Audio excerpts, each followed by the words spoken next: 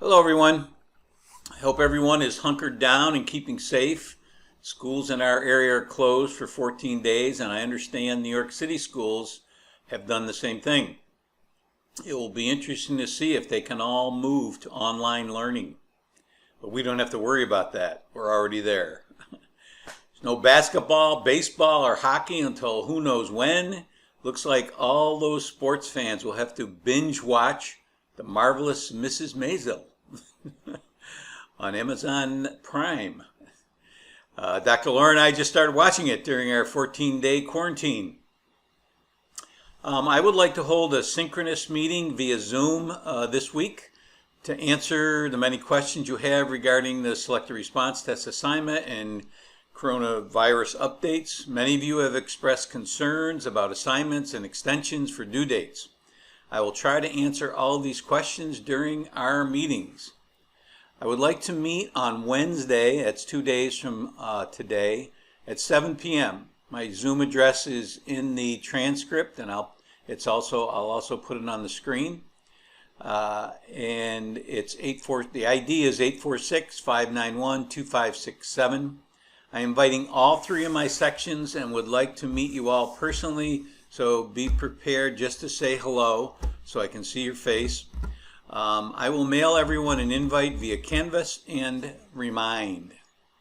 The president of Touro College is holding a town hall meeting tonight, which might be of interest to everyone, at 9 p.m. The Zoom address is also in the transcript. The ID is 795-831-140.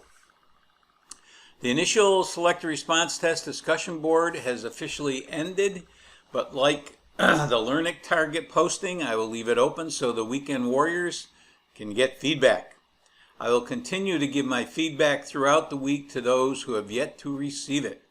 Unfortunately, due to the time it takes me to give it, I can't give you feedback more than once. Some of you have already posted revised tests, but in the initial test discussion board, but I will not be giving you feedback on that. For some of you, you need to watch my 2 selected response test videos in Module 5. Formatting is an important part of creating this test. I have 2 videos, one formatting the selected response test and the other one creating the matching section. And I've already seen some really crazy looking matching sections. Many of you struggled with the reasoning questions as I predicted you would. Don't be too concerned because, as Wiggins stated in his article, Why We Should Stop Bashing State Tests, which I have in ancillary materials and a link in the transcript, students are struggling to make inferences because teachers do not know how to create questions that allow students to do this. Evaluating, inferring, generalizing, comparing, contrasting, and or summarizing. That can be found on Chippewing-Stiggins, Chapter 5, page 154. It's not something they see on their classroom tests. Please keep in mind that just thanking someone for feedback does not count as one of your response posts. It must be a test taken and feedback given. Many of you will complain because you said thank you or I love your test but never gave feedback. But that's what it's all about. It's all about giving feedback. That was part of Module 4. One of my learning targets was how do you give feedback that's supportive and helpful and feeds forward. As part of the Dickens discussion board is open for another week, most of you who have responded so far have had their eyes opened as to the care that goes into creating these tests. Remember, the Toch article was written in 2006, as was the Kamara article during the NCLB era.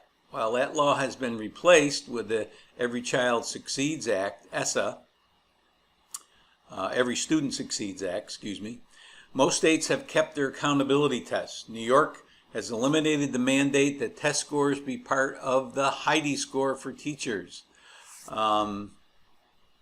But many school districts have kept them in place, including Dr. Laura's district. Why? Good discussion question to try and answer. some of you have mentioned the cost per question, but you also need to look at the Chingos article about the relative costs of these exams. It's not as large as you would think. Keep up the good commenting. Feel free to bash these large tests, but if you're going to bash them, be prepared to support your comments with evidence, because Dr. Tom will be out there watching. There's also I believe there's also a quiz this week. I'm just going to check right now. Yes, there's a video quiz on test prep and anxiety, as well as engaging, how to make test prep engaging.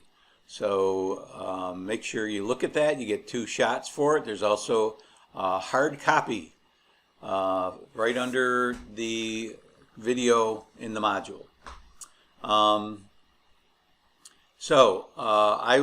I will be grading your initial selected response test discussion board, even though it's still open.